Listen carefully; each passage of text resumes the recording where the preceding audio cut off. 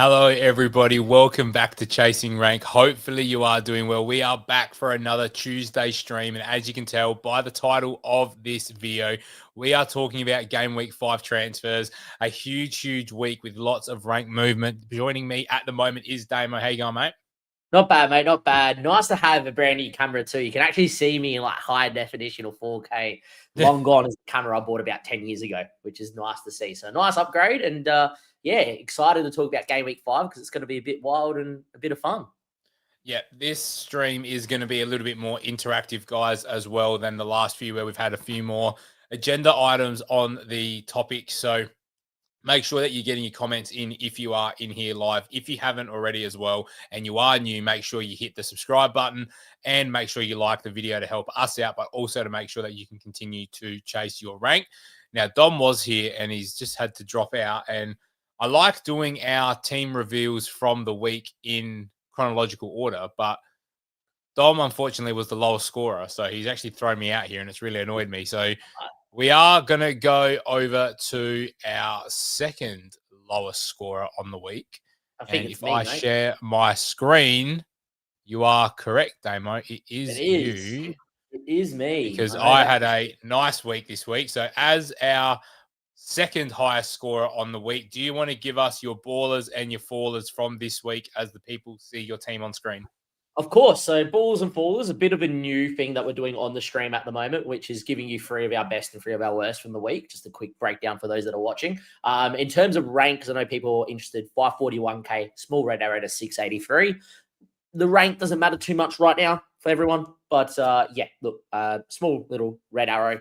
That's perfectly fine. It's our first one of the year. Still won most of our head-to-heads. In terms of fallers and ballers, I'm going to go with the ballers. The 3 guys that I'm the most happy with. First being is Semenyo. We brought him in last week and he blanked, but I had no questions and no qualms, and he is going to be locked in and staying. Players have breakout seasons. This looks like one for him. He will end up at Arsenal or Liverpool or at one of the big clubs in Spain at some point. He is absolutely fantastic.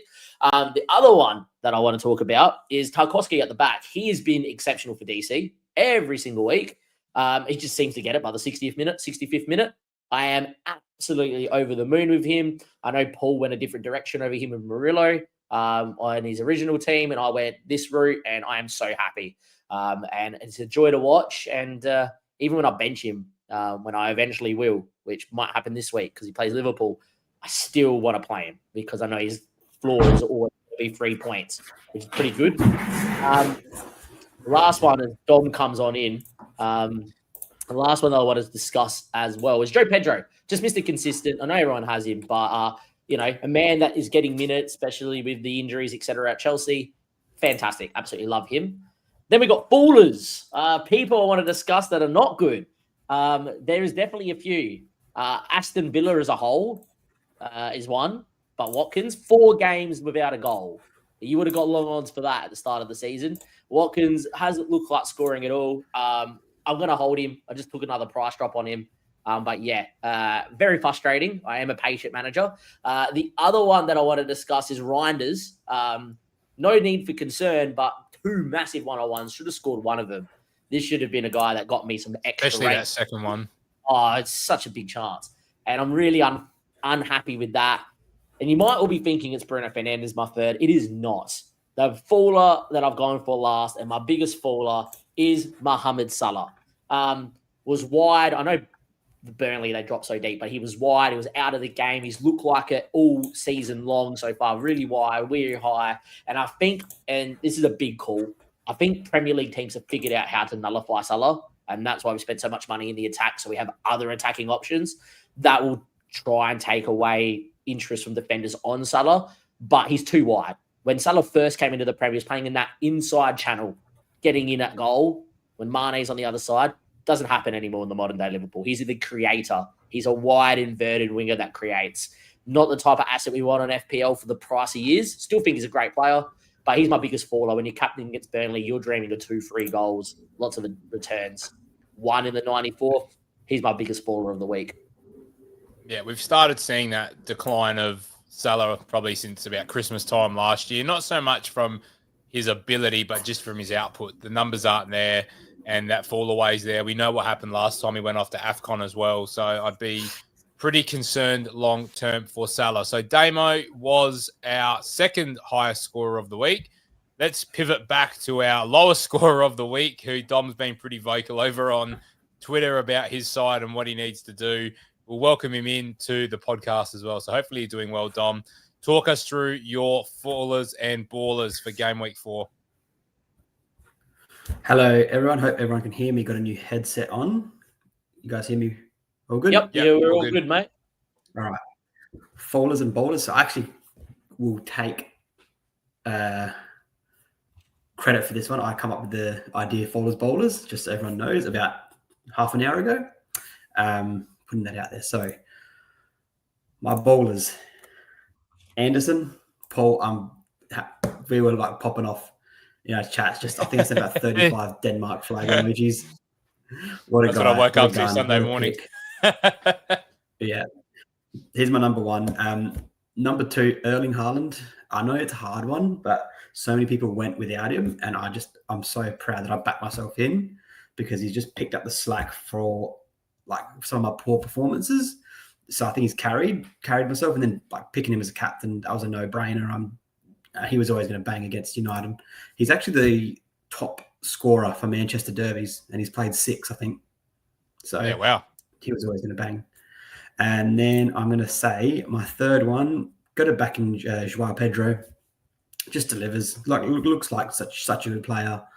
Like, nailed. I'm keen to see what he does moving forward. I'm still unsure whether no Delap hurts or aids him, because I really liked him in that number 10 role. But with Palmer back, Palmer looks like he's kind of back. He's scoring, got his confidence back. So keen to see what he does. And now my fallers, gotta go Ollie Watkins. And I think everyone who still owns him is going to say the exact same thing. Like I said to Paul, and maybe it was to Damo as well, like, how has this team not scored a goal? Like, yeah, he said in the group chat. So good. Watkins is so clinical. Like, I'm just the same team as well. Bewildered, absolutely bewildered. Like, I'm like Damo said, going to keep him, cop another price drop. You got to keep him now. Surely the goals will come. But anyway, and then I'm going to move on to Nico Williams. I had to play him, so a bit harsh on him, but the yellow card hurt, and I thought he would have hit his DEFCON. But anyway, it's a 0. And then my third one, it's hard. Probably go Juve. I know West Ham are trash, but yeah, it's hard to pick one. Gakpo, if you actually watched Gakpo's eye test, I thought he was very poor. I don't know what you two would think. Damo, you were calling him to get dragged. I know Burnley had that low block, but Ekitike still looks sharp, and I couldn't believe they didn't drag him. And Damo, you actually called for him to get dragged in the group chat as well. Yeah, I did. I wanted him off. I wanted to actually see what Wirtz would do out on the left, and that little bit more dropping in creativity, get him out the middle. I thought he would have done, but it is what it is. A 4 in terms of the Gakpo performance. He finds it harder when the teams really sit deep. And saying that, we wouldn't be talking about this if one of those few pop shots from distance went in as well. It's always hard playing against a low block, but you expect your wingers to really be able to pick the ball up, drive, get in behind, or create.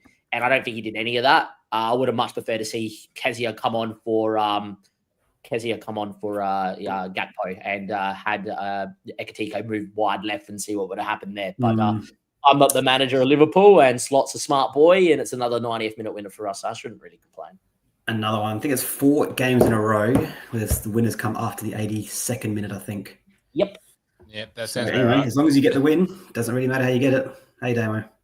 That's it, mate. Okay. All right. On that note, we'll go to my side. So hopefully you guys can see my team. Yep, perfect. So I, as you can see on screen, cracked the wild card this week. So you'd hope there's not too many fallers. So I'll start there. Pretty much it's only Ollie Watkins as a faller for me. I mean, I had the decision, do I keep Joao Pedro and then invest that extra $1.5 million or so back into the team? But I kept looking at my team with the extra money, and I was a bit like, where do you put it? Like, I really like the Senesi Anderson. The other version of my team was Joao Pedro and Gabriel instead of Anderson and Watkins. I mean, that would have absolutely sent my rank through the roof this week as well. had both of those paid off, but I still got the 10-pointer from Anderson. So he kind of negated João Pedro, and I pretty much he negated the Gabriel points, and then Watkins obviously did his thing. But, if I bring it up on screen, view profile for Aston Villa, Sunderland away is probably not as easy as we would have thought at the start of the season. They've actually looked pretty good at home. Their keeper is the second top scoring keeper, pretty sure. Yeah, because he makes a lot of saves. He does. Roofs has looked unreal so far this season. So. Yeah. But then if you look at, Ollie Watkins against Everton was horrible, like 0 XG, which means no shots as well, which is just, I don't understand how that happens for Ollie Watkins in this attack. And a 0.04 XA. I haven't actually seen too much of this game, so I'm not going to comment on heaps. But what I did like was Jack Grealish in this game. 2 points is painful. His XG at 0.09. He had one really good chance saved by Martinez, but then the XA of 0.3. He put a ball on an absolute platter for Michael Keane that was well saved from Martinez as well. So, another day he walks away with, at least an assist. The DC was down, which was interesting. He was down at 6, which I was actually quite surprised by. And then Dye ended up playing 90 and getting DEFCON, but I'm not going to count Jack Grealish as a faller in my side. So really, it's only Ollie Watkins and even Harvey Elliott playing half an hour. I'm expecting to be able to play Harvey Elliott at the back end of this run, particularly against Fulham and Burnley. I'd like to see him. Did he get? What minutes did he get? I can't really see. He played 19. He played 19. Which, and they don't do they have Europe? Nah, it's only Champions League this week, no Europa. So I'd expect him to come off the bench. A European competition? They're in Europa. Okay, interesting. I think they're Europa. Yeah, because Newcastle Champions League, aren't they? Yeah. Yeah, so I'd expect him off the bench for maybe 25-30 this week against Sunderland, and then probably a 60-minute against Fulham, and then hopefully in the team for Burnley. So hopefully I can rely on him in game week 7, and then game week 8 when Man City play Everton. So I can potentially use him later for that Jack Grealish move. But for my ballers, now I think Dom and I are going to probably share a couple ballers. So I'm not going to use Anderson or Haaland. Haaland was nice as a pivot captain this week and really saved me late. So I'm going to go with Dan Burn as my first. Really brought him in for this game against Wolves. And again, he was very, very good. I didn't expect the DC, which still to get 6 DC against Wolves at home is probably a bit on the high side. You see, like against Leeds, he only had the 1 DC here, whereas against Villa and Liverpool, where they sat in a little bit more, he covered the DC. So, if he got the clean sheet in the DC like Anderson, that would have been fantastic. But I wasn't expecting that. Gyökeres was nice to see him pop up with a goal. And I wasn't surprised about the early sub because at that point it was 2-0 and they looked pretty comfortable. But 0.84 XG as well, hit the post with an absolute thunderbolt as well. And if he scored that with a double, that would have been fantastic. And I might piggyback off of... Yeah, bonus. And then I might piggyback off of Damo and go Antoine Semenyo as my third player there as my baller because he just looks absolutely brilliant. On penalties, I don't think Damo mentioned that, which was... I don't think he took it very, very well, but I still think he's going to be... He took the pen and he scored it, so I can't see that changing anytime soon. So now I've come back over to the chat. Harry will quickly get through this one. So there's got to be something wrong with Villa. Martinez wanted to leave. And he'll try his best not to play Watkins if he's got another striker. Yeah, there's something definitely going on at Villa. And then we've got our boy 7. Morning, guys. I played the wild card. One regret I didn't bring back Semenyo. 68 points. Yes, I think Semenyo was someone Damo and I spoke heavily about. Free hit and wild card. But he's in that awkward price point. So I could understand why someone wouldn't go there if you decided to spread your money around a little bit more. So very, very interesting start to the season. I don't know what's going on here. Sorry, I was just looking at our chat, but it doesn't look like there's anything important there. So what we're going to talk about this week is transfer targets. Now, guys, you're going to have to message me on Facebook if you need me to do something directly because I'm going to not have my screen on here. So you guys are going to have to run the show on stream side of things because I'm going to be on our next screen. which is hopefully the right one. I share this one. So this is the transfers out for the round, which there are some interesting names. I might try and zoom it in a little bit. How does that look? Yep, looks pretty good to me. I think we can read that, Dom. Yeah. I can go in a little bit more. I'm just trying to see. They are good. Yeah. Right, here we go, because now I can see. That's pretty good. So number one option on the trade out is Ryan Ait-Nouri, and I think at this point, if you own him, you need to absolutely sell him. I just got no idea when he's coming back. The City defense, yes, they got the clean sheet this week, but I just think Vardiol's back now in that left back role too. So, you guys got any conjectures about selling him? No. Should be long gone. Same with Ola Aina. I think I don't know what's going to happen here. I'm not going to. He's out for 3 months. I'm pretty sure. I think that should be just long term. You guys need to do good for Nico Williams owners, and I think we could see Zinchenko come into that role. I think under an AM system, he would fit the bill perfectly because he plays with those inverted wingers. And Zinchenko apart for the left. And if you remember back to Spurs and Udogie, he was the most forward getting out of the two. So I think Zinchenko could be, after we've seen it and we see what type of and side we get, could be an option moving forward, especially with Aina being out. Definitely. Yeah. Now, Damo, the Liverpool boys, Ekitike, Wirtz, take us away. What would you do if you owned either of Ekitike or Wirtz? I would hold Ekitike. He looks unreal. I don't think Isak's starting. He didn't even make the squad. So definitely easy to hold Ekitike. I think if you had Wirtz, it's a little bit more of a conversation because he hasn't looked great. And yes, everyone was like, trying to cram him in because he's this world-class talent. The Premier League's a whole lot different than any other league. And it's really shown here that he hasn't met the standard just yet. I think he will when he'll be sensational when he does. But especially in the middle of the park, you don't get as much time as you do in the Bundesliga. People on top of you, people chop you. There's a lot more body, a lot more pace in the game. And it feels like he's not there. As much as I would keep Ekitike because we've got a good fixture against Everton and off we go, I think, famous last words, I don't see a world where Wirtz returns against Everton because they'll just stomp him out the game. So I think if you got Wirtz, this is definitely one you can pivot. And if you don't have Semenyo, I think... You don't reckon he starts? No, I think he starts. I just think Everton do a number on him. Fair play. I don't know. I don't know how I feel about the Liverpool attack. I feel like their good fixtures are coming to the end as well, and I'm not certain I love them. Kind of just going to speed run through these. Chris Wood, I don't think he's an instant sell. I think you got two really good matchups between now and game week 7. You've got Sunderland this week and West Ham, or either way around, West Ham and Sunderland. I think you got to keep him. Saliba, if you've held him this long, I'd hold him because you've copped a price drop. He was close enough to playing this week, so I'd keep him. Richarlison, I don't love it. I don't know why you'd have him in the first place, to be honest. So I wouldn't be... I don't know. Solanke doesn't look like he's near the squad, and until Europe starts for Tottenham, which is probably this week, isn't it? So it's tomorrow morning. Yeah, but their fixtures are fine long term. I'd probably just try and roll and see what's going on. I don't think there's too much more that I'd discuss from this page, really. Kudus is fine. I wouldn't be getting rid of him. Reinders wouldn't be getting rid of him. Bruno wouldn't be getting rid of him. Damo, what would you be doing with Brennan Johnson? I know you like him. I'd be selling him. Look, I think he's a great differential because I think he will start and he's very aggressive in attacking.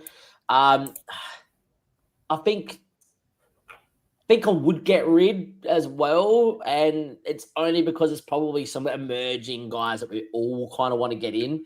I'm a very templatey manager, so again, if I didn't have Semenyo and I had the funds, I also am very excited by a like of a Matoma, who did score on the weekend, and Brighton's probably got a good fixture run coming up as well. What about Xavi Simons?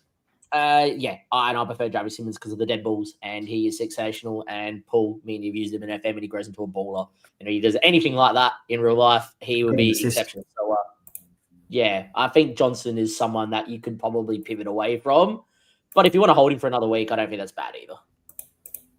All right, that is where we'll leave it on the transfers out, because I don't actually think a lot of people that are watching the streams have him. So let me know, guys, if the screen looks okay. I'm hopeful that it looks good. I'm just waiting for my ends to clear up. So, boys, if you're here, let me know what it looks like.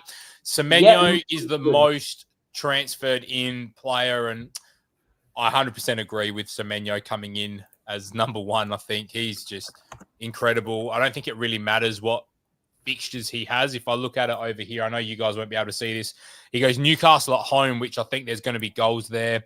Then Leeds away, Fulham home, Crystal Palace away, Nottingham Forest home, 90-minute man on penalties as the talisman. I just think you need to have him in your side. I think I wouldn't be blowing up my team in order to get Semenyo in, but he's a very, very good option. Has anyone got any conjections or counter arguments to Semenyo in as number one? Nah.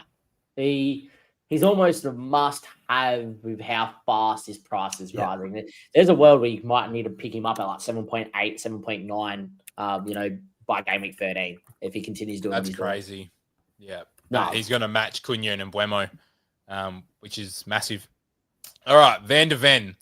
This man single-handedly killed me in a head-to-head this week, which is frustrating.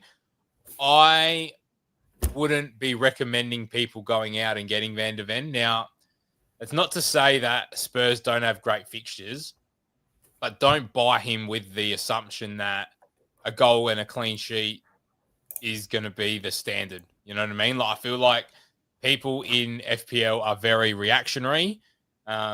So far this season, though, he's gone 6, 1, and 14. It was interesting that he only played 79 minutes, and that might have been the fact that the game was wrapped up. He scored the third goal, I think. So the game was done in the 60-something minute, and he then came off about 10 minutes later. His XG was only 0.09 as well, so he took the chance really, really well. Tottenham have kept 3 clean sheets, though, and their next few fixtures are Brighton away, Wolves at home, Leeds away, Villa at home, Everton away. Dom, what are your thoughts just generally about Spurs?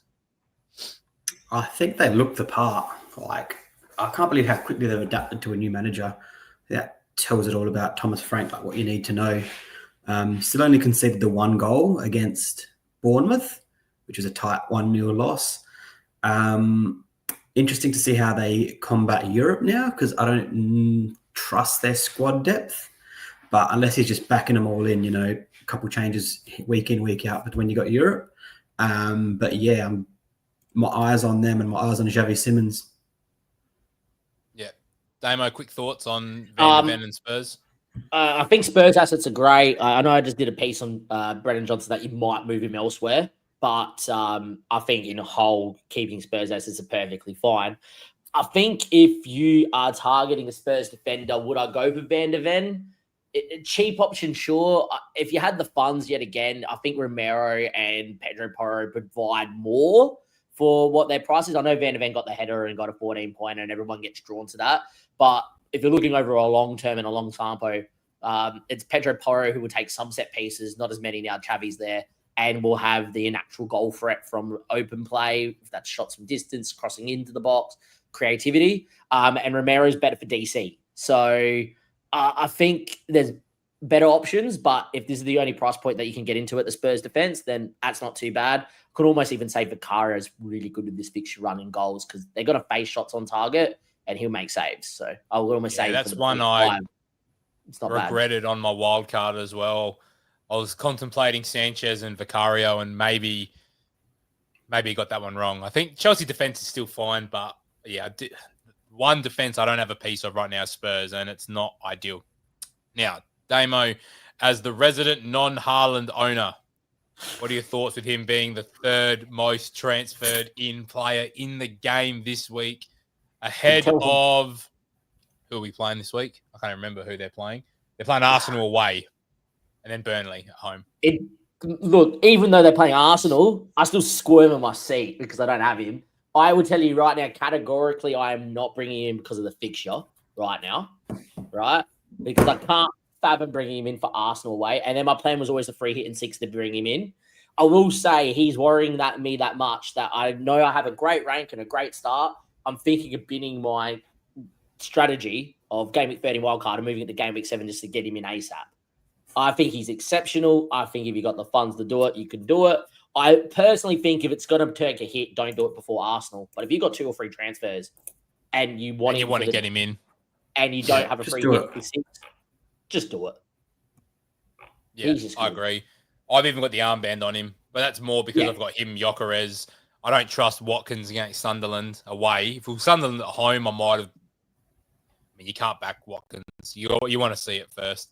I did that with bloody Chris Wood, and it bit me in the ass last game week against West Ham. So I don't know. I'm not expecting many goals out of many of the premium assets. I think I've seen a few people floating that Cole Palmer's potentially the best option this week, but again, he plays Man United away.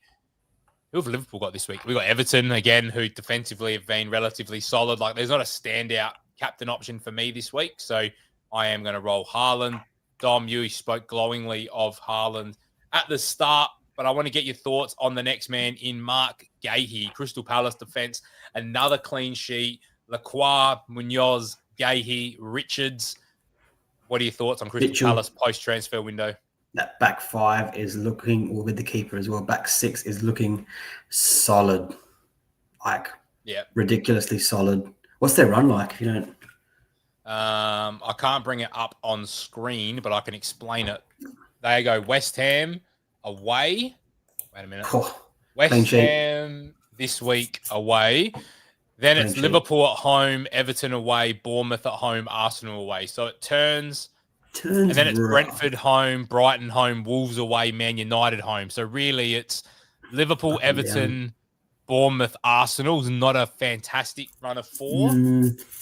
But then you get a decent four in Brentford, Brighton, Wolves, and Man United. My plan is I've got Daniel Munoz, and he plays pretty much. Munoz, I think, is different to Gahey. I think you get that attacking return. If I had Gahey, I'd maybe look at ride this week and if rotate, or even if you're going to wild card into 6, which I think a lot of people are doing, it's not the worst move if you've got your wild card in the bank, or just say, look, I've got 4 out of 5 clean sheets. Take that, trade him out, move him on to someone. Yeah, I don't know if it's worth I don't know if it's worth a transfer because of the next 4 you get after this 4. Yeah, we just bring him back in, but I don't know. Yeah, if you've got multiple 4.5s, I'd rather just hold and save the transfer personally. But Palace defensively look fantastic, but the worry I've got for them is Europe starting next week for them as well with Europa League. Dim has added a comment there about Mateta. Damo, you brought in Mateta for Villa and then got the blank against Sunderland. What are your thoughts as a Mateta owner going into West Ham this week and then a tough run of games? I think Palace will bounce back and score. I have no qualms in that. I still think Palace, if the players come, stay fit and Sarr comes back in and stays fit, I actually think they finish top 6. I think they're that good. And I think Glasner's that good of a manager. So if they're finishing top 6, goals will return. So I expect them to beat West Ham and put a few past them, and Mateta will be the guy, Munoz from deep, etc. They'll give us a tough game, away from home for Liverpool, but at home for them. And like Everton, Bournemouth, even Arsenal are not going to be happy to play Palace because you know what they can do. In terms of, as a Mateta owner, it's fine. Do I think he'll be on my wild card if I was to move it early? No, because there's other options now moving forward and different structures. But I feel like if he's someone that you've picked up or he's someone that's in your team, he's not a worry, I don't think, because when they do score, it will be Mateta. He's missed some big chances this season, but he knows how to find the back of the net. I'm pretty confident in him. Yeah. So before we move on to the next few, before we get into some more questions, make sure if you are new here that you are liking the stream. At the moment, we are sitting on 10 likes, where last week we got 18 likes. So make sure we're bettering that. The last few weeks, we've bettered it every single week. We've gone 5, 7, 12, 18. So let's aim for 20 likes tonight on the stream. There's plenty of us in the chat as well. And if you haven't already as well, make sure you subscribe to the channel too.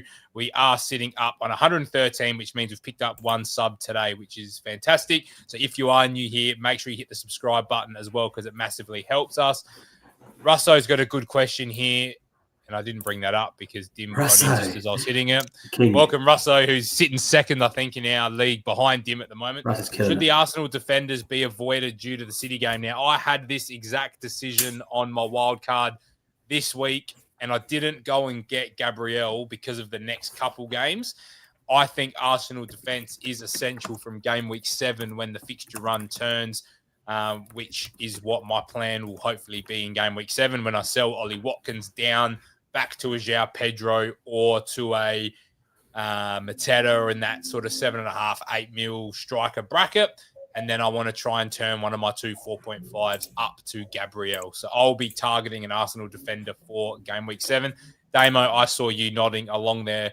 I'm assuming you're agreeing with that. Yeah, this is one of the other reasons why I think I'm going to move my wild card from 13 to 7 is to go and be able to get an Arsenal defender in as well. I think from 7 onwards, they're almost essential. It's almost worth doing what I did last season, which was have Raya and Gabriel. So doubling up on the Arsenal defense with then an attacker on a triple up if you've got playing your wild card in Jokeris, 7. Yeah, that's what my plan is in the back of my mind, what I'm thinking about doing or rejigging. But I haven't really given it too much thought. Still a couple of weeks away. But I think an Arsenal defender now, don't go and get him. Arsenal defender, couple of weeks, 100%. Yeah. All right. Let's start speed running through a few of these. So we've got one more image I want to get to before we answer everybody's questions. Caicedo, he's been a bit of a sneaky pick at the moment. Between DC and then the goal that he scored this week was very interesting. Dim, he didn't score 2 this week. No, he scored 2 goals. 2 this season. Yeah. But I meant 2 great goals, week he scored 2. He ended up on 17 defensive contributions as well. So he's hit it every game except for one. And that's that West Ham game. He didn't hit it because you guys absolutely took the piss out of West Ham. He's still sitting at 5.5, and he scored in that game. His points are 5, 8, 4, and 12 for a 5.5 midfielder. He has gone 12 DC, 7 DC, 23 against Fulham, and 17 against Brentford. What were you going to say, Damo? I think he is exceptional at the 5.5 bracket. I'm not going to go out there and say he's the best 5.5, but I think he's absolutely sensational. And look at the fixtures. You got United, he'll hit DC. Got Brighton, they naturally attack, they'll hit DC. Liverpool, of course he will hit DC in that game. Forest under Ange. I know we brought the graphic up last week. Ange's sides, or maybe it wasn't, I was in someone's stream, Ange's sides, that when he's attacking, the opposition DC goes through the roof. So I'm looking at the next 4 and he'll hit DC in all 4 of them. The only game I don't think he hit DC is maybe in game week 9 of Sunderland at home. So if you're bringing him in, I think he's great for the next 4. He's that good that on my wild card, I'm thinking about bringing him in game week 7.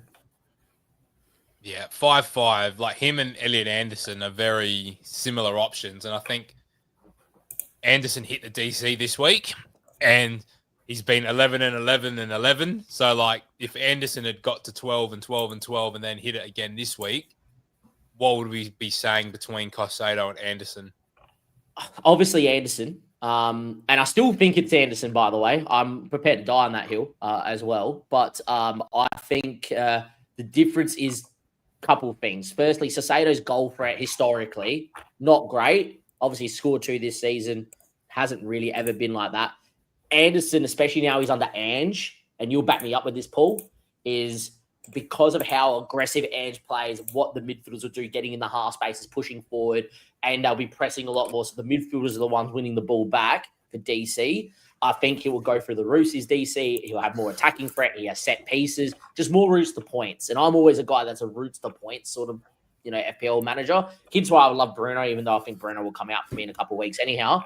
I think Elliot Anderson has more routes to points, but I think Caicedo is brilliant, and I'm almost thinking I might have both of them on my wild card and just fixture play the fixture, or just leave them both in and let them tick. Dom, what are your thoughts on Caicedo and Anderson? If you had to pick one, I'm probably taking Caicedo. Like he's exceeding his DCs by so much, and he looks like he's getting forward as well, with where attacking or his draw, like he's getting in and around the box, and he's got a rocket on him. Whereas Anderson's probably more that bit more conservative, but with Ange, who knows? If I had to pick one, I'd go Caicedo, but I'm probably not picking either.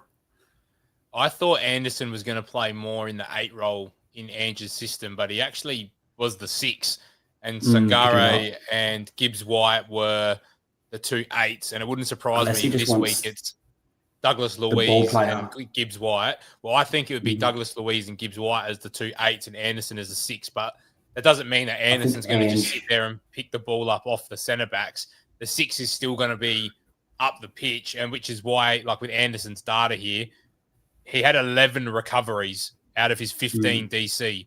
So, like, he was heavily involved in winning the ball back, which is huge. Like, his recoveries in comparison were quite low, where, like, against West Ham, he got it done by tackles in the 2 midfield. So I expect this to be a little bit lower because I expect Forest to have the ball a little bit more, but I expect this to stay high, which I think if I bring up Caicedo now, if I can kind of half navigate this and look behind my computer, if I go Caicedo, he gets his DC primarily from recoveries as well. To be fair, the tackles are actually quite high for Caicedo too. I think Caicedo's floor is probably safer, but Anderson's ceiling's higher. Yeah. Personally. Agree That's the with way that. that I'd weigh it up. Keep the questions coming, guys. We will get to them, by the way. We've got a great one here, and I'm going to stop sharing the screen. Selling Mateta and Dewsbury Hall to Guiu and Semenyo. No, I don't think that's a good move because you're not gaining anything out of the Mateta to Guiu move. You know what I mean? That's just a dead spot on your bench. And I actually think like the Dewsbury Hall Mateta combination outscores the Guiu Semenyo plus the -4. Yeah. 100%. Any other thoughts there? Cool. Yeah, I wouldn't be making that move. I think that's a waste of 4 points and probably a waste of a transfer, to be honest, as well. Dim's got an interesting point here, but Damo, do you want to load? Actually, we've got one more thing to talk about. So we'll do Dim's thing. I will load up the last image, and then Damo and Dom, can you share your current teams with me so I can get them on screen for the next section as well? Yep. So Dim goes, it's very hard to avoid Caicedo considering he's basically another Kante at that price. And what Kante didn't have in his prime was DC points for fantasy. I would have loved to have seen imagine what Kante's every game were as a 5 million midfielder, which he wouldn't have been. 38 out of 38. Yeah. So I think in my side, it probably works. And we'll talk through my side a little bit later because I've gone bigger at the back. If I was to restructure a little bit and go for like an Isaac and go Watkins up to Isaac, which is a possibility in game week 7. If I've got 3 transfers at that point, it could be an Anderson out for a Gabriel. It could be a Bruno down to a Caicedo and play, a midfield 3 every week of Grealish, Semenyo, and then one of Harvey Elliott Anderson and Caicedo and play the fixture, so that could be an option with then, a big at the back system as well. So I 100% agree with potentially looking at a Caicedo with an Elliott Anderson. The last thing I want to talk about before we get into some more questions, and Shelby, I do see your question there, and we will talk about what you do with Verts. We did speak about that a little bit before, but before we get into our discussion here around DEFCON, please make sure you jump over and subscribe on the channel. We're still at 113. So if you are new here, make sure you subscribe. We are at 13 likes. We need 7 more likes to get it up over that 20 or up to 20 for the week, which would be fantastic. So make sure you do hit the like button. Damo, do you want to talk us through DEFCON? You seem that you've got a pretty good grasp over where we're at with DEFCON. So I've been doing a lot of investigation and a lot of data over with the DEFCON as well. And, when I've been scrolling, I'm trying to scroll more on Twitter during the whole stream regarding what is DEFCON in terms of other graphics that we've got like this one. Most DEFCON achieved, and I think it's important, is you want to look at who's achieving it the most, and then you want to look at the team because you want to marry up who's getting most DEFCON with potential clean sheet, and that's how you're going to get your 8 to 12, 13 pointers. So when you look at that, the first 3 teams in the top left corner there are Everton, Bournemouth, and Fulham. Their data defensively has been really good, and these are the sort of guys you want to go after. So Anderson, Senesi, and Tarkowski could be fantastic for the whole season. Yes, I got all 3. Yeah, and my plan is probably to get all 3 in as well at some point. Ekdal and Van der Berg have done really well, but generally concede. Brentford will be in a relegation fight. Burnley are going to be in a relegation fight where I don't know what Fulham's going to be, but I will say Bournemouth and Everton are going to be fighting for Europe this year. So those are the teams you want to target defensively because of the fact they're going to get extra points when they do get their clean sheet and then bonus points and all sorts. If you look at the midfield, I think it's slightly flipped. because it's only one extra point for a clean sheet and it's harder for them to get bonus just based on DEFCON, they've got to need probably an attacking return. You don't really care which club it is. You're just looking for who's doing it the most. Just so happens that Sacedo's got 3, but, Xhaka could be a really good value if he continues to tick them over and you can play him in the hard games as well. And that's kind of where I sit. Then you're looking at which teams are achieving the most DEFCON. And Brentford obviously are in trouble. But again, Bournemouth, Everton, great clubs to target. Sunderland, Burnley, because they are a bit weaker. Defending a lot. They're not going to keep enough clean sheets where it's going to be like, oh, they're going to get you 10, 12, 14 points. It'll happen occasionally. But that Bournemouth, Everton, Fulham defenders will do it a lot more. What's great to also note on the right-hand side is which teams are giving up the most DevCon to their opposition. Look at who's top. A team who can't score. But attackingly... But it shows you that they're getting in the right areas, though. It is. It means it's either the final ball's not good enough or it is that they're, struggling. Turning it over. Turning it over in the middle, yeah. Yeah. So Villa is a great team. If you see them come up in your fixture moving forward, which is what I should have done this week with Tarkovsky. I benched him in fear of owning Watkins, and I got that wrong look, Senesi still hit it this week, but I lost 5 points by going Senesi because they conceded and Everton didn't. Yeah. So, tough chance. And that's like some of the other things you can think about. We're starting to get the data to think which team should we target for DEFCON, and maybe that's a difference in playing a player or even bench boosting. I'm not playing my bench boost. I'm thinking in future weeks, I'm like, what week do I have defenders on my bench that are going to hit DEFCON even if they concede a couple of goals because they're going to get 3 points, which is huge, right? And that's Man United, that's Liverpool, that's Chelsea. Those are the bigger teams, right? You see City's not on there because they work the ball into the box. They pick you off and it's always clear cut. Where Liverpool, free flowing, off we go. United don't have the quality to kill you. So again, it's opportunities to win the ball back. Chelsea's kind of in that in between as well, where City are destroying teams. And that's why they have the least amount of DEFCON achievers, because they just have the ball so much and they barely give up any DEFCON because they're just so clinical, right? So yeah, I think that is a really cool graphic to maybe save, keep, come back to this video and be like, okay, which teams can I target for DEFCON and which players should I go after to chase DEFCON? And it's those clubs that are going to keep clean sheets and have players that can get DEFCON fairly easy. Yeah. And it's funny that like when you look at the list of players there's not a lot of premium assets like defender-wise or midfield-wise. Like Bruno would be a premium midfielder. That's hit it twice in 4 weeks. And I think he got close in game week 1 against Arsenal as well. Tarkovsky is the most expensive defender at 5.5. But, you're not seeing like Gabriel hit it this week, but only just scraped there against Forest when they decided to put the foot down. I mean, Murillo had it, in 30 minutes against Arsenal before getting injured and before they really conceded too many goals. But, it is interesting to think about, how do we structure our defenses? Because, you don't see a lot of the Tottenham and least DEFCON achievers. Tottenham's the least with 2.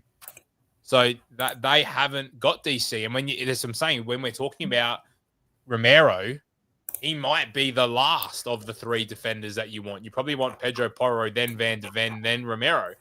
Because if you're not going to get DC from Romero, because the way Thomas Frank plays, then you might as well either pay up or pay bottom price. So that's how I see it. Again, we're not buying Villa, Liverpool, and Man City defenders for DEFCON because they're just not going to get there. And I know that there's a bottom pillar there that's been cut off by the banner. But then least DEFCON achieved against West Ham's interesting as well. Maybe because teams are just holding the ball so much and West Ham is sitting in. So, some teams might start their defenders against West Ham, like a Daniel Munoz, but, you're not expecting him to get DEFCON this week against West Ham. You're hoping he gets an attacking return. So that's probably the points to weigh up. So get your DEFCON related points in the comments below. I've got a game week 5 screenshot here. I'm assuming this is Damo because it's got Mateta. Dom, if you want to go and load yours up as well, we'll talk through your game week 5 team hasn't changed. mine, and then I still need it anyway with the fixtures for this week. So if you can get me either a screenshot or share the link. Yeah, I'll do it now. Damo, talk us through game week 5 for you, mate. You've said you're going to free hit in 6 and wildcard in 7, so Yep, we're rolling this week. I will say, if you want to bring up Seven's question that he's put in chat, it's probably a good spot to talk about it because I do have Reiner's first bench. Would you guys bench Reiner's this week? I just think as a pure fixture play, especially with the team Should have better options. Yeah, I'm going to. However, I think it's okay to play him as well because he will get some sort of chance. City are that good. I don't know how that game's going to go. And he might even, who knows? I doubt highly. Arsenal don't give up too much DC, but you never know. They might dominate the game. I don't see it happening. But anyhow, I just think that you should have better players that you should be able to, pick off and do things with and etc. But I'm okay with benching Reinders this week. What are your thoughts on Reinders this week, depending? I mean, it's team dependent. It depends on your other 7 attackers, but I'd be trying to bench him this week. I think so. I think he gets benched. Honestly, I think he gets benched. Depends what he plays in Champions League this week. Pep benches him. I mean, you get a good tell from the Champions League because I think he plays 80 minutes. I think their game's on like Thursday night, Friday morning for us. Yeah, they're playing late, but I'd assume this game is Monday our time though as well. Yeah, still only. It's Monday at 1 o'clock in the morning our time, so it's the Sunday late game. Sunday there, and then it's on Thursday. Sunday. That's normal. 3 days. Like Europa League teams do that. Yeah, I guess those teams are used to it, but I don't. I think honestly, Pep benches him in the Premier League. Yeah, potentially. He's played almost every minute this week, this year. He's played pretty much 90 across the board, so don't be surprised if he's benched. Any other thoughts, Damo, or for you, it's just consolidate, get into your free hit, get into your wild card, and go from pretty much. I don't see any reason to make any transfers this week because, who am I taking out? Really, Everton's a good fixture for Salah on paper. I'm pretty happy with the back three. Look, I could play Diouf against Palace because of attacking, and maybe there's a better chance for a clean sheet. But I just think West Ham are that poor and Mateta's going to score, right? And I may as well just back against things. I've got 2 Palace assets. I think Tarkowski exactly what I did this week with Tarkowski. I think Tarkowski will come in. It will be cagey. Everton know the blue, what they have to do to get a result.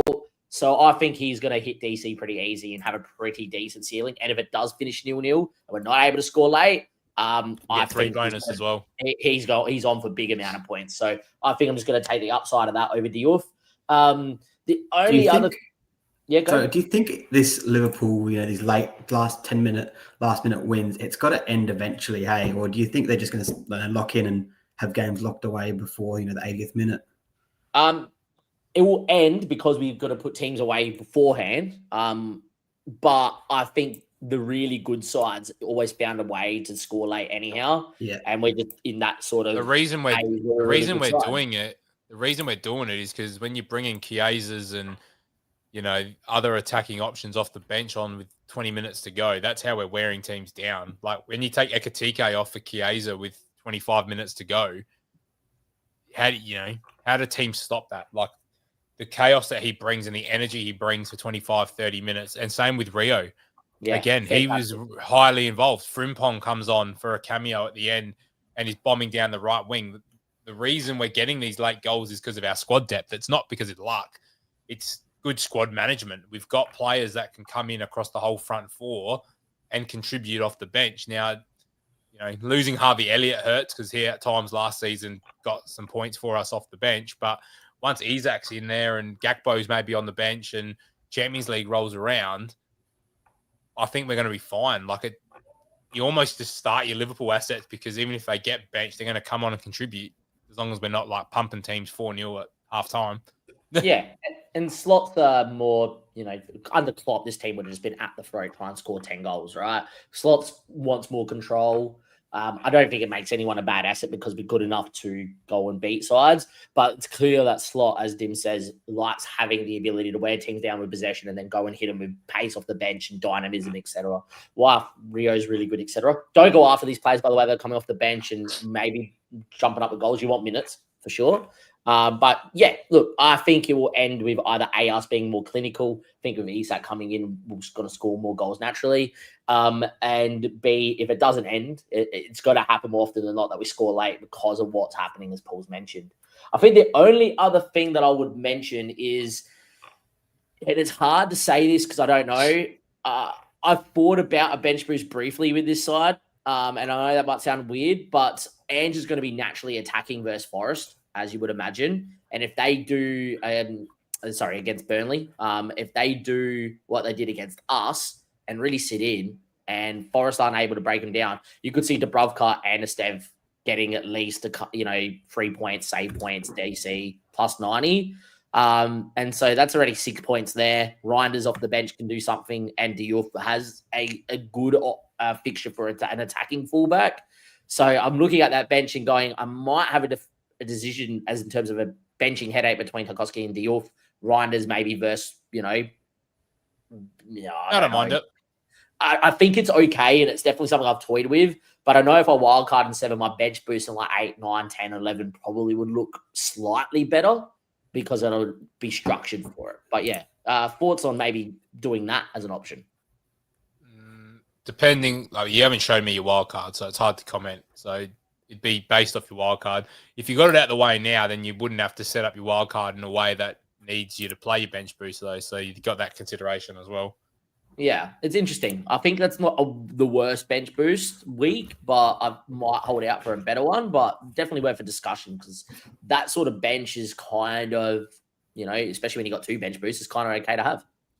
Yeah. Whilst I'm loading up Dom's team, do you want to talk to Russo's question here about Kirkez's minutes this week? Just about to message you privately to highlight this. It's a brilliant question. Damo, you're the Liverpool expert. I think a great manager from Slot, firstly, he should have probably arguably been off. He would have been sent off if he played out that game. Yeah, it wasn't the type of game for him. Very physical, and he seems to struggle with very physical sides. We can see that a back. I think that's he'll grow out of that. Yeah, where someone went over the top and mauled him. It might even been in the Community Shield with, but who scored a header? Someone scored a header against us, and his back was towards the opposition, and he's facing forward a goal, and the striker went right over the top of him. He doesn't look like he can deal with a ball in the air at the back stick. Was it against Newcastle? Might have been. I'm trying to remember who scored it. But yeah. His was off the keeper. No, his was off a bounce off of Dan Burn. I can't remember whoever scored their first goal. Yeah, correct. Gamera, Bruno, Gamera's. Yeah. Yes, absolutely mauled him to bits. And I think Slot was like, not the game. And we're not having as much control in terms of being able to get him high, wide in the box. The dive was atrocious. And, their outlet was either side and pinning on the fullback, and off they go, right? And he's on a yellow. So I wouldn't worry about him moving forward in terms of effective minutes. I think it was just a tactical move. He was going to get red. Would I have him is the question. I wouldn't go after a Liverpool defender that's not Virgil because of DC, personally. But anyhow. Yeah. I think if I'm you, just wait till what happens in the Champions League, and if Robertson plays, I think, yeah. I know it sucks having a $6 million asset on your bench, but I'm sure you've got other cheaper defenders that are playing that are a bit more locked in. All right, Dom, your team's on screen. Talk us through it. These guys, I'm sick of seeing these guys. Toyed with the idea of a wild card. Yep. Because I have to play that 11. I actually don't mind it. I have 2 transfers. 2 transfers. For what it is, I actually don't mind the team. If you can roll one more week, you've already got Haaland and Reinders for next week. I've got to see what happens with Reinders in the Champions League. Yeah, but you want Reinders next week, though. You do indeed. Is he going to start? Burnley at home. Yeah. Yeah, he'll start. I think he'll start. I don't know. I'll see what happens. I think he'll start next week. I don't know about this week. That's what I'm saying. I don't know if he starts this week. He'll start next week.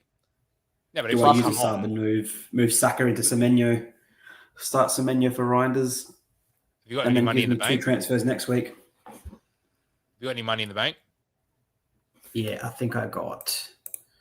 Let me see. I don't think wildcarding 1.5 in the bank. I don't think wildcard's the play. Plus, Gordon's nearly back, isn't he not? It should be. Why would you not just go Saka to Palmer? Palmer? Why would you not go Saka Palmer one transfer? I think I'm just short for that. Didn't you say to 1.5? Yes, but Saka's had the They're only price. 0.4 apart. Oh, sorry. Saka. I went 1 million off. Yeah, no, sorry, I can do that.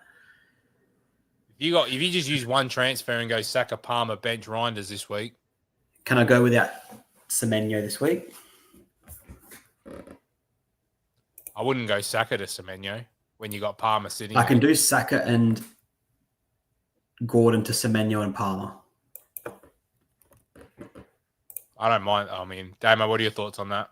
Isn't Gordon back next week? Yeah, but what's He's got his role one going more to be? game of suspension. Up front. I think he goes straight back into the side. I wouldn't want Does he go straight back into the 11 though? Yeah. They're playing. They played Barnes on the left Bournemouth- and Murphy on the Bournemouth right. this week, I think Murphy comes out. and then he comes back for Arsenal at home. Surely they get him. I'm not going to play him at. No. You can think get I rid of just him. I think the option to transfer is fine. I wouldn't wildcard Dom. I don't think Game Week 5 is the week to wildcard. You may as well wait the extra weeks you can set up for Free City against Burnley. Would you play etc. Dewsbury Hall against Liverpool though? Yeah, fine. Yes. I could go a 4-3-3 and just go Palmer, Gakpo, Semenyo midfield. Bench. You could as Dewsbury Hall well. Reinders. Bench him if you want as well. You can Yeah, I definitely do think that. I'm leaning towards that. I think the back four's fine. Neko's got to get forward and be attacking. He won't get DC because it's Ange. I'm doing right? that. I've done it. Yeah, there you go. Don't make the transfers now. They're playing Europe. Just relax. Just too bad. No, because this is what you did last time, and then you got red cards and injuries. All right, Don't make them now Well, it's only Palmer playing, so because you're not getting priced out of your move. So yeah, but you might get injured in training. Just let it go till Friday night, Saturday. Relax. it can't happen twice in make the early season, moves. can it? Don't make early transfers. Anyway, moving on. All right, Don't worry your about team's me. off the Harry got a screen good because question. I don't want you talking about your team. All right, you guys Harry got a talk good about the question whilst I load up my team. Awesome. Question might is be the the dilemma: Gakpo, Semenyo, and Bremo, Watkins, Rogers, or Mateta. Rough, I know. Who to captain? Good question, actually. Who do you captain out of them? I would be brave here, and I'm Watkins. No. No.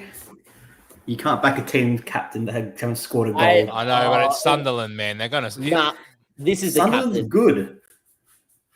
The captain's Yeah, Don't but Mateta. mind Villa are don't very mind it, good, Russell. though. Once Villa are again, very see what good, happens though. in Champions League.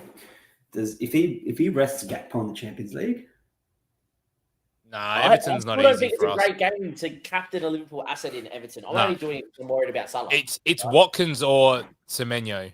okay. They are- What's Liverpool's front four for this week in the Same Champions as League? what started last week. No, Champions League. Same. Champions League. Champions League? Kessie will start. And I Who are they think- playing in the Champions League? They got a week side off the top of my head first week, I think. Like You final got or it. something. Yeah. Oh, I don't know. We'll go fairly No. full strength. Atletico Madrid at home. Oh, yeah, we're full strength. So it's going to be the same team that started on the weekend. Okay, and then let's say he does that, and then who starts the Merseyside Derby 2 days later? I We don't have personally another think- left winger. I think personally Slot will start the same team again. The rotation will be in the middle of the park and we're at fullback. Gakpo Where's- won't play and what, 90. Isaac- That's the thing. I don't Isaac's like minutes? captaining players. No, I don't like Gakpo because there's no way he plays 90, 90, 90. Yeah. I think That's why for categori- me, it's Watkins or it's Semenyo. These See, two I options. think we go categorically through these, and it's like Gakpo you can't because what Paul just mentioned, and you know, it's not the greatest fixture for Liverpool. Everton will be really strong. Semenyo is a pretty good option against Newcastle, but Newcastle look really good defensively. Mbremo's got Chelsea. I wouldn't want to go there personally. Watkins is brave against Sunderland, but I think Sunderland look decent at home. So again, it's not great, and you're backing against a team that hasn't scored. For me, out of all of them, I actually think it's Mateta. West Ham will look bad. They're going to concede chances. Mateta's Don't had mind some it. big moments saved. Don't mind I it. thought that with Chris I- Wood. I think Mateta is going to have a lot of opportunities. And if that was your only options to go through, it would be Mateta. I would almost ask you, Harry, who are your defenders? And if one of them is Manoz, I'd actually rather Manoz out of all of them. Yeah, I don't mind that. All right. I think I don't know. you've sold me. Something tells me Watkins, but I don't know. I just feel like it can't be 5 weeks in a row. Like, you know what I mean? Like, there's a bit of that. Like, We said there's a that bit last of week. at some point. Yeah, but at some point, yeah, but Everton's a good defense. Like Sunderland, you know, at some point it's going to run out. Like it's not going to happen. I'm the same cow. Chris Wood PTSD. I'm the same. Yep. Go Watkins. You're hearing me. Mateta. I'm going Watkins. The other two are going Mateta. Mateta. All right, my turn because I've let you guys talk for long enough, and I've tried not to butt in tonight. So my team, because I definitely do not need a transfer. So let me share my screen and let me make that nice and big. All right, my team. I've contemplated a bench boost, but I've talked myself out of a bench boost primarily because I don't think Harvey Elliott starts. And there is one game week that I like my bench boost a little bit better than this week. But Sanchez is fine against United. Tarkovsky against Liverpool is fine because I don't have any Liverpool assets. So it doesn't make me feel as bad about playing double Everton against Liverpool away. Munoz and Anderson. Again, we've spoken enough about Munoz. Anderson against Brentford. I expect either a clean sheet or DC. I probably don't expect both. Elliot Anderson against Burnley. Hopefully can convert a chance. Bruno, I just think United are a rabble, but I'll just keep rolling with him. And then Gyökeres versus Haaland in the number 9s for me, derby. I really don't care who scores as long as one of them score, to be honest. Ideally, it's Haaland because at this rate, he has my captain's armband. Because if I zoom out and show you what the hell just happened there? Haaland's data. Look at his XG through the first 4 games. 1.99, 0.47, 1.4, 1.8. The chances are there for Erling Haaland, and I believe they're going to be there still against Arsenal. It's whether he takes them. Do I think he's going to have 2 XG? Probably not, but I'm happy enough to put the armband on him, and I still think City are going to have some bite this season, and I don't really see another captain option other than Semenyo, but I don't love it from Newcastle. Like, I see this game potentially being 0-0, which is why I wanted to bench boost, because if this game's 0-0, it means Senesi and Burn probably both get DC. And that would frustrate me, not bench boosting that. So that's my side there. What are your guys' thoughts around my team? Game week, I think game you week have 5. to place it. I think you have to place Senesi in this fixture. He's got the balls in the box to Walter Martin. He'll be heading them away. Yeah. They're going to come and attack Newcastle, and I think he hits DC easy. I don't know why you're starting Grealish when you have Senesi on your bench, personally. Yeah, 4-3-3. I'll be paying 4-3-3 every that. week. I'm almost. Everton This is where you got to get brave, right? The data's not there to back this up with Bournemouth giving away DEFCON. It could almost be a week where you could play 5 at the back, but I don't think you can really bench Bruno. So yeah, no, I can't bench Bruno. I think this is why I want to play Grealish. The 0.71 XGI, 0.87 XGI, 0.4 XGI. Yeah. Like if they're going to score, and Liverpool aren't keeping clean sheets either, like we've only kept 1, we kept 2. If Everton score in this game, it's down to Jack Grealish. No one else. It's really tough. I don't know how you can pass on Senesi against a team that's going to give him good DC opportunity. Yeah. That's tough. Which is why the bench boost is on the cards. I'm starting to like bench boost more with how those fixtures line up. It's the Harvey Elliott for me. Flip it. Just flip a coin. Off you go. I personally would probably go Senesi over Grealish. I would almost say Senesi over Tarkovsky because it's similar and you may as well just play the easier fixture. But I see well when Tarkovsky gets 8, 10, 12, 14 points. So do I. So this is game week 7, just so you've got perspective on why I'm considering this as a bench boost. Villa, Forest, Bournemouth, Burnley. Yeah, I can understand that. So that's what I'm comparing. I'm comparing this bench boost with that other bench boost. Yeah, I prefer 7 when you go with the 2. So that's the question. Look, I mean, if I had the certainty that Elliott was starting this week, if Emery comes out Friday and says Harvey Elliott starts, you could do there's a world where I rip it this week. I think I'd also rather the home fixture than the away fixture. Yeah, in game week 7. I think, and you've got more information here in game week 7, and you just cop the Dubravka. I think you could maybe go Senesi over Tarkowski because it's a home fixture this week too. So Hub reckon it's Senesi over Tarkowski. I would be leaning that way myself. I don't know how you can It drop hurts that Anderson I've benched 14 points. Tarkowski 2 weeks in a row. Oh yeah, that's what happens. But then if he you're not- comes into my team for 6 and 7. Yeah, So like, which is fun. it's not a end of the world. So that's something I need to figure out for my side.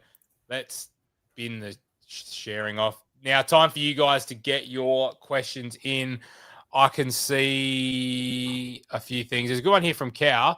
So Villa's playing Brentford tonight. What? Are they playing Carabao Cup? EFL Cup. Yeah, EFL Cup. So what do we want to see from Harvey Elliott then? Do we want to see him start or do we want to see him come off the bench for half an hour? I want to see him play 60. Yeah. I agree. Yeah. Because if he plays 60, it means, okay, I need you to get your minutes to start, and you didn't play that many minutes, you're going to be gassed for the weekend. Yeah. So I reckon 60's that's perfect. why I lean in game week 7 bench boost, because they can build him up for the next 2 weeks, and get him there. What's Dim said here? I just can't back a team that hasn't scored a goal considering the quality of players. I agree. You want to see it first. Harry said, with the majority captaining Haaland or Salah, I can maybe catch up, but that requires Villa and Palace to go big. What can go wrong? Yeah, I do agree with that side of things. If you're chasing rank, I don't think this is the time to do it, though. We're only 4 weeks in. There's 34 weeks. There's 34 weeks to go. Harry's There's 6 million. 34 weeks to go. Don't listen to him, Harry. Do it. Panic. Don't panic. I agree with Paul. Do not panic. Your best captaincy option is the guy that gets you the most points. Doesn't matter. For me, it's Haaland. I didn't bring Haaland in not to captain him. So here we go. I like this. All right. Thoughts on wildcard 6 versus 13? Had originally planned for a later wildcard for City and Liverpool, but now leaning towards 6 for Haaland. I would go free hit 6 into 7 like Damo is personally. If you got that available, oh yeah, you didn't. Yeah, Cow, when's your free hit? Because if you've got free hit 6 into wildcard 7, I really like it. Free hit 6, you can triple up City at home to Burnley. Yeah, and Spurs at home to Wolves. I have a free hit 6 draft if you want me to share it next week. Yeah, load it up. I'm keen to see it. I've got to see it. We'll end on this because it is getting late now. Is this free hit 6, Damo? Yeah, free hit 6. Because I knew I was going to free hit 6 a long way out. So I just need to find it here for you guys. Free hit 6. You triple up Spurs and triple up City. You've ticked. You've got so many good fixtures. Paulie, I've got it there, mate, if you want to share it on screen. Yeah, loading it. Because you can go, I've only got double Spurs. Game week 98. Jesus. Yeah. You can go double. You can go and target. Sunderland have been okay, but the goals they're going to score are going to be these headed. Marmoush is injured, right? Yeah, I drew this up about 4 weeks ago, right? That could just be Foden. Pardon? That could just be Foden.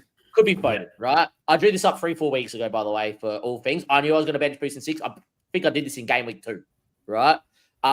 Because the immediate thinking was, yeah, look, Mark Hughes still at Sunderland. Yeah, correct. I did this ages ago. Okay, it's not like I went and did this recently. I want to talk about it because and Semenyo's still at 7 mil. Yeah, there's a lot that's changed. But what I'm saying is you can go and double or triple up against Wolves with Spurs. You can double or triple up with Forest against Sunderland at home for Forest under Ange, and the only way that Sunderland will score is by whipping balls into the box, the 2 boys that know how to header it away. I think it's pretty good there. You can target triple City against Burnley, and obviously you just take Marmoush out to whichever mid you want. Probably Foden for what we've seen. And you can get, a very cheap bench, so you can go get your Semenyo still in, your Palmer in if you want to go that way, etc. So, yeah, I think it is the best free hit week of the first bunch. So you definitely free hit. I'll obviously draw up a slightly different free hit for content in next week. Keen to see it next sort of template to look at. Stream, Damo.